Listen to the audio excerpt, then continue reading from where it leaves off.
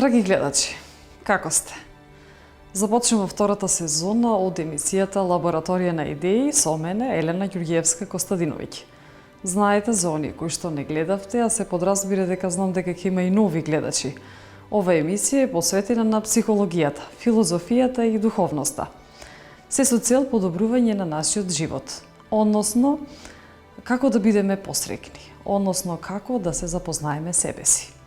Во секоја емисија имаме различна тема, а како најава за оваа прва од втората сезона, ќе започнам со следново. Гледајќи се во ово огледало, може би она позната изрека "Огледалце, огледалце, кажи ми на светов најубав кој е?" Ова сакам да биде најава кратка. Проста причина е што секогаш оние поединци кои што премногу се гледаат во огледало, секогаш не асоцираат на нарциси. Ова емисија, значи ова издание и следното, ги посветувам на нарцисоидноста. Односно, она што сакам да го постигнам е следново. Дали јас, дали вие можеби сте нарциси? Дали можеби живеете со некој кој е нарцис? Што е нарцисот? Кои се позитивните, а кои се негативните ефекти, односно страни за да бидете нарцис? Ова и многу повеќе во ова и следното издание. Затоа имаме снимен разговор токму со познат психолог. Станува збор за Сем Vaknin, кој што има свое дело посветено на нарцисоидноста. Затоа ви предлагам да останете заедно со мене, со сите содржини од Лабораторија на идеи.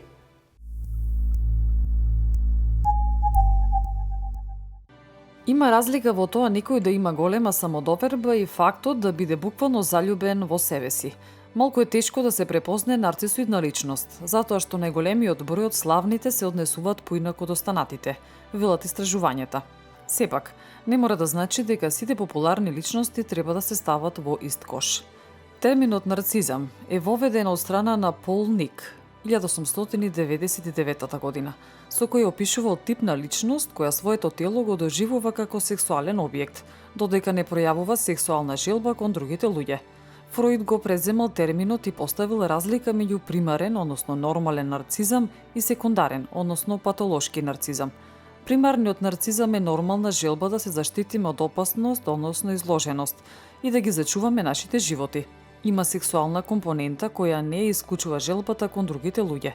Од друга страна, луѓето кои страдаат од секундарен нарцизам пројавуваат две главни карактеристики: мегаломанија и пренасочување на нивниот интерес од надворешниот свет, од луѓе и предмети кон себе. Концептот на нарцизмот се проширува од определбата на Фроид. Од елементите на мегаломанија се дава само секундарно значење на елементот на сексуалноста. Најголем дел од луѓето денес го користат поимот нарцисоидност за да опишат личност која има мегаломанска тенденција, чувство на лична семоќ и големина.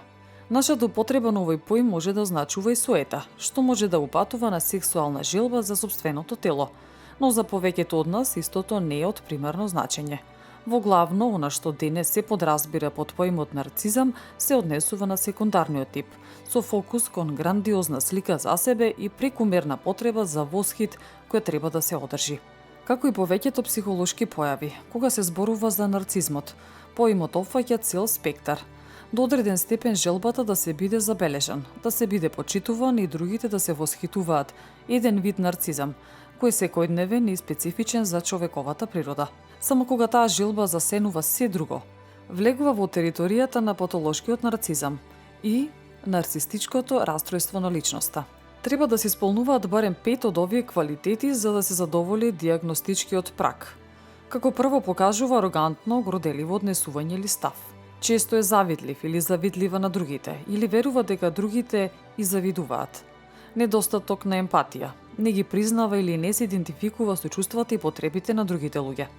Покажува интерперсонална експлоатација, односно искористување на другите луѓе за постигнување на своите цели.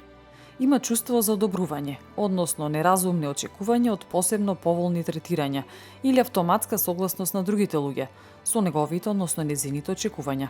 Има грандиозни чувства на самоважност. Верува дека е посебен, односно посебна, и уникатен, односно уникатна, може да биде разбран или треба да контактира, односно соработува со луѓе кои се исто така посебни или луѓе со висок статус. Джозеф Бурго, психоаналитичар кој ја истражува оваа тема, зборува дека зад појавата на нарцисоидноста најчесто стои ниското самовреднување, чувство на лична немоќ и беспомошност, како и вкоренет срам за себе си, односно личност која го доживува како оштетен, скршен.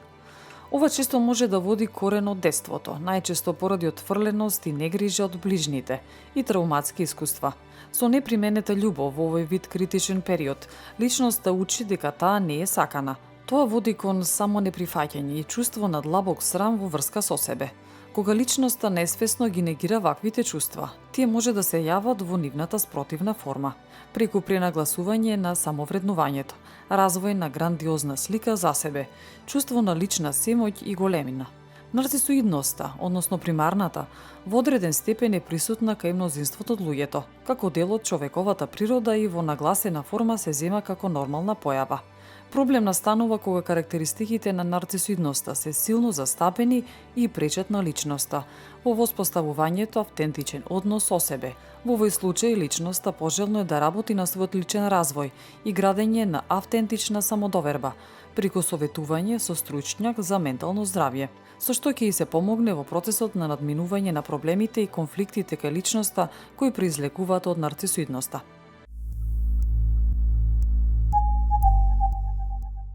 Господине Вакнин, пред се ви благодарам што издвоивте време токму за емисијата посветена за психологијата и нормално вие како еден, да кажеме, од најдобрите психолози, да споделите барем нешто повеќе во врска со темата за нарцисоидноста, односно за личности кои што се нарциси.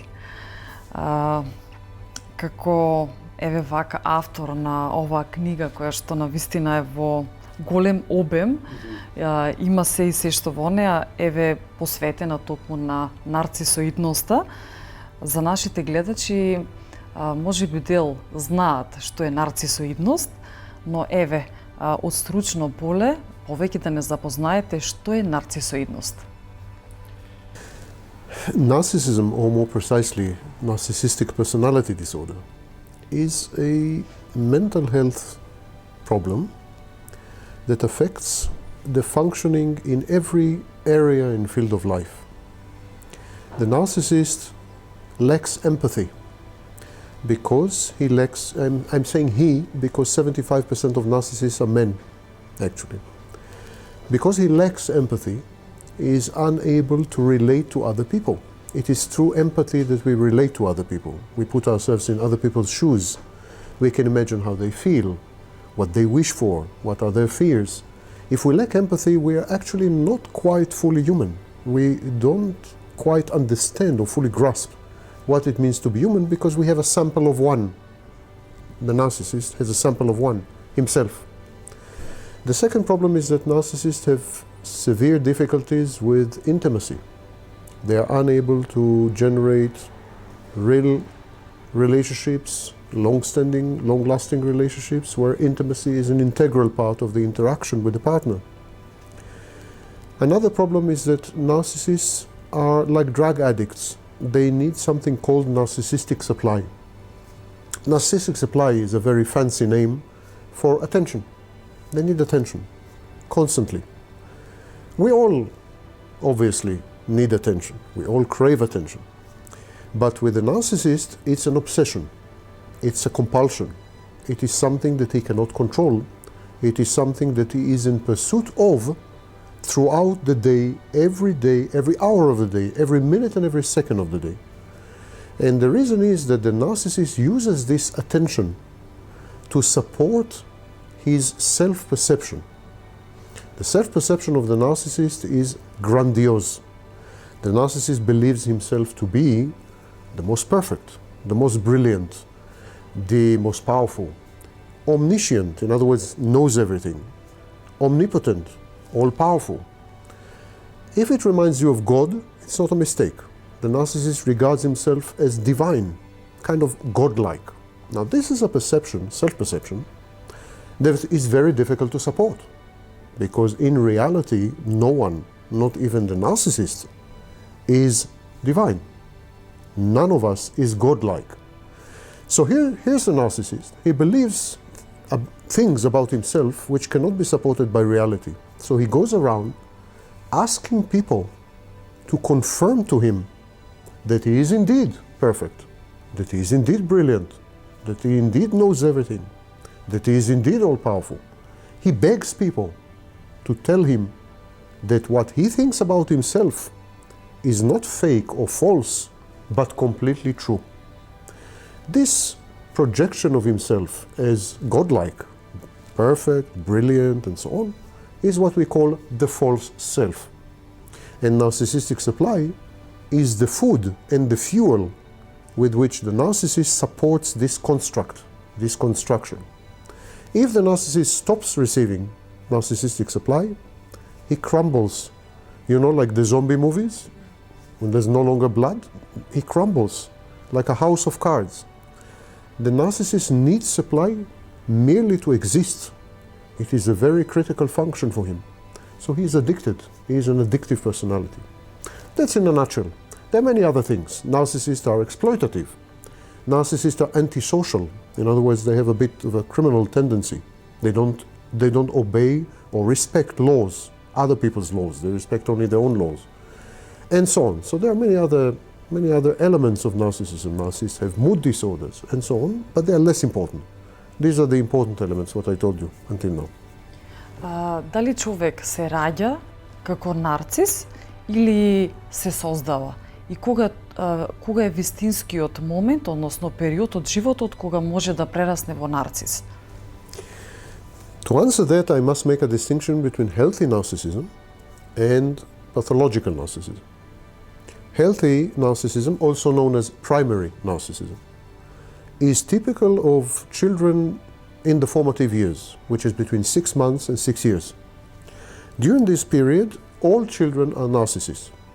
They are concerned with themselves, they lack empathy, they are exploitative, they are manipulative, they seek narcissistic supply, a lot of attention, and so on and so forth. And this is very healthy, because this behavior allows them to distinguish themselves from the parents, to differentiate themselves, to become an individual.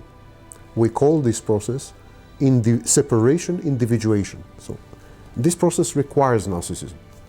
The problem starts if you don't grow up, if you remain stuck at the age of 6 or 7 or 8 or 9. If you are an adult with the very same primary narcissism, then this narcissism is pathological.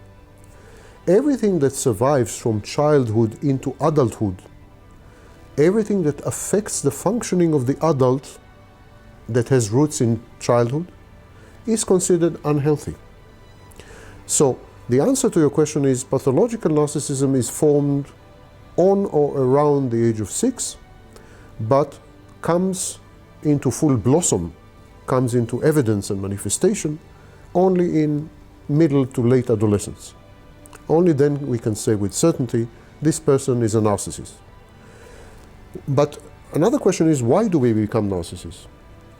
Well, mostly because of abuse. Now, when I say abuse, people immediately think about sexual abuse or beating, being bitten. I mean, I don't know what, being neglected, being abandoned, ignored. Those are, of course, very important forms of abuse, and they create mental health problems later in life. But being spoiled, being idolized, being put on a pedestal, being smothered, being doted on, are also forms of abuse. When the parent treats the child as an object, whether it is object for veneration, object for admiration, or whether it is object to be bitten and to be abused, sexually or otherwise, whenever the child is treated as an object, never mind if it's object in a good way or object in a bad way, but whenever the child is treated as an object, we have a pathology forming later in life. Children need to establish boundaries. They need to separate from the parent. If the parent is immature if the parent is childlike, if the parent is narcissistic, the parent doesn't allow the child to go away. The parent forces the child to merge with him or with her.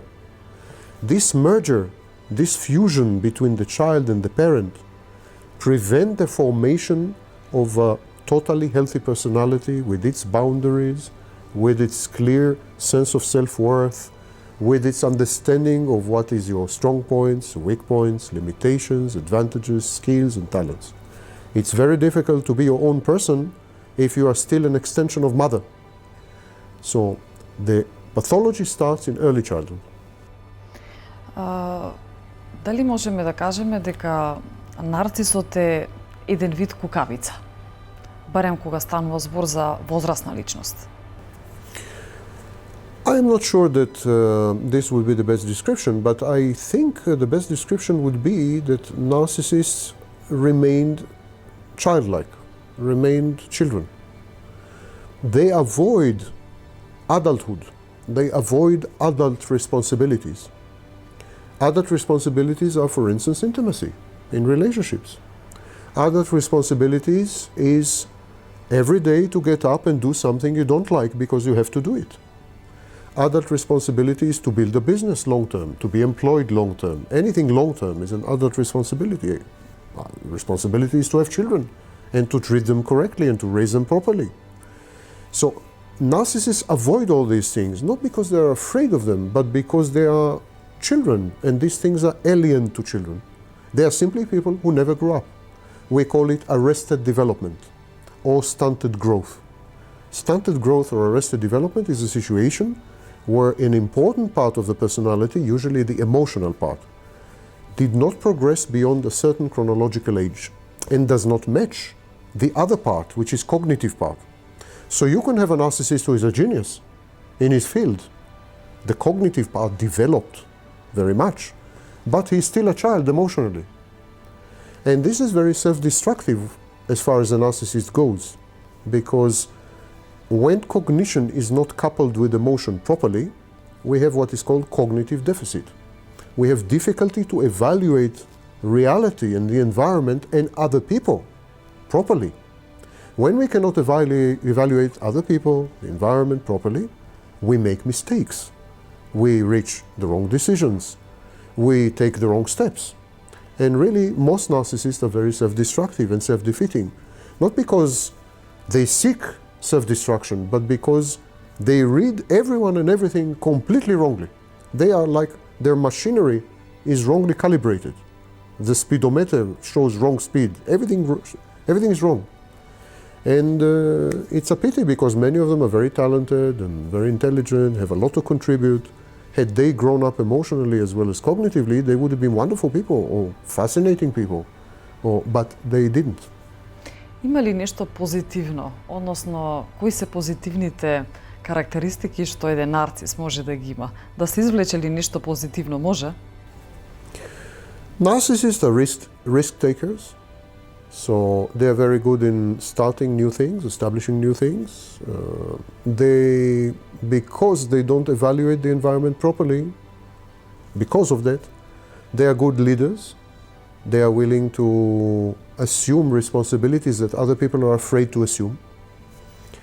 They're good, so they become very good politicians, chief executive officers, and so on. But here's the problem. This is in the short term.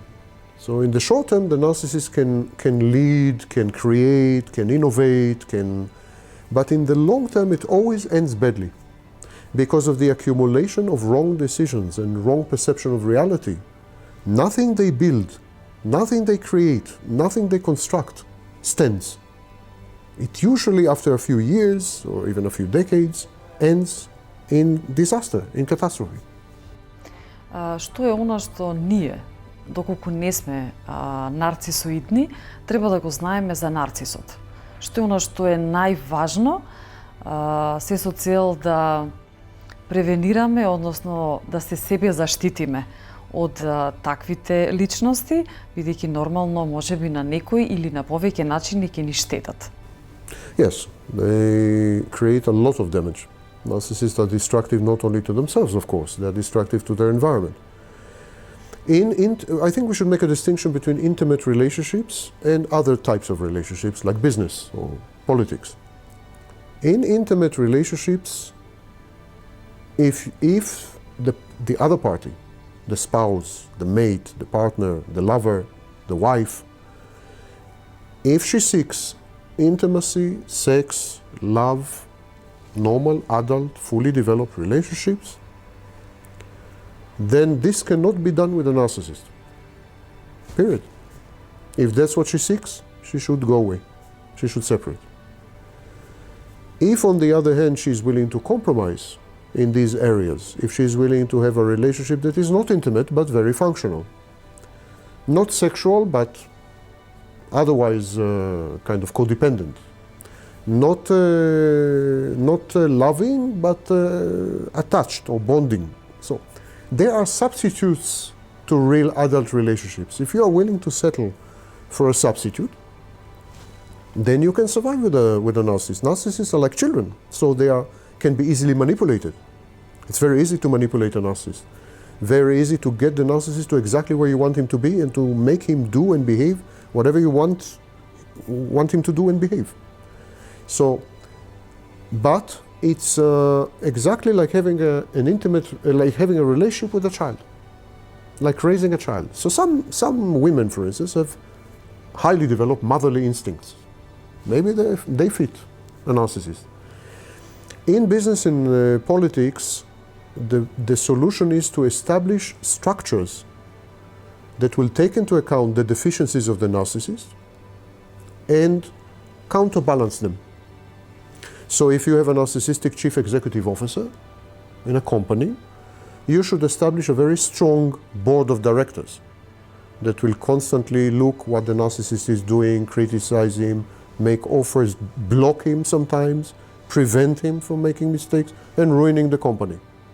If you have a narcissistic politician in a senior position, like president or prime minister, you should take care as a nation to establish structures which will check this person, which will prevent him from taking over, which will ameliorate and offset his disadvantages, his problematic behavior, his lack of perception of reality, his misjudgment, his bad decision making, and so on. So checks and balances, as the Americans call it, checks and balances. American Constitution, for example, assumes the distinct possibility that the American president would be a narcissist. It is built, even though it was written 300 years ago, it's built to cope with narcissists. It assumes the worst. And when you work with narcissists, you should assume the worst, prepare for the worst, and be surprised by the gifts that the narcissist does have to give. As I said, narcissists are ambitious. They are natural-born leaders. They are innovative. They are creative. They are highly intelligent, most of them. So they have a lot of gifts to give. But these gifts are like the Trojan horse. They come with a huge price tag. You need to build structures in politics and business to offset this price tag. Similar, I think maybe the same in intimate relationship. You take what you can from the narcissist, what he has to offer. Living with a narcissist is very exciting, very dramatic, very interesting, fascinating. People I talk to, women I talk to, say that to live with a narcissist is like to be in a color movie, Technicolor. And when the narcissist is gone from their lives, it's like being in a black and white movie. So, okay, narcissists have what to give. It's all a compromise in life, but with a narcissist, the compromise is massive. It doesn't mean it's not possible, but it's very big.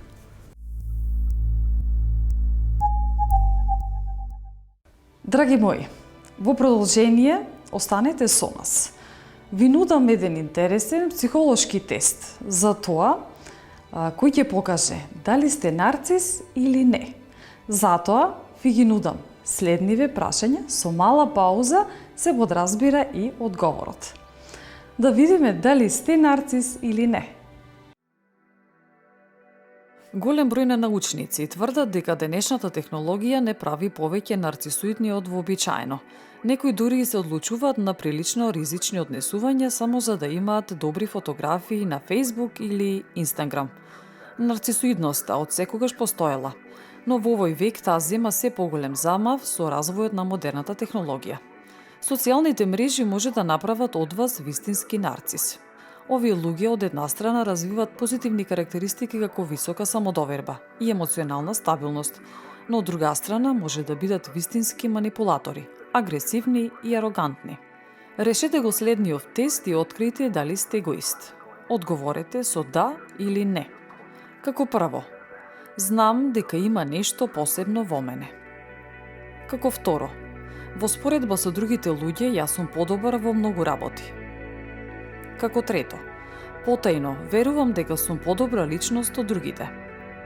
Како четврто, секогаш сакам да постигнам најмногу успех во сите задачи.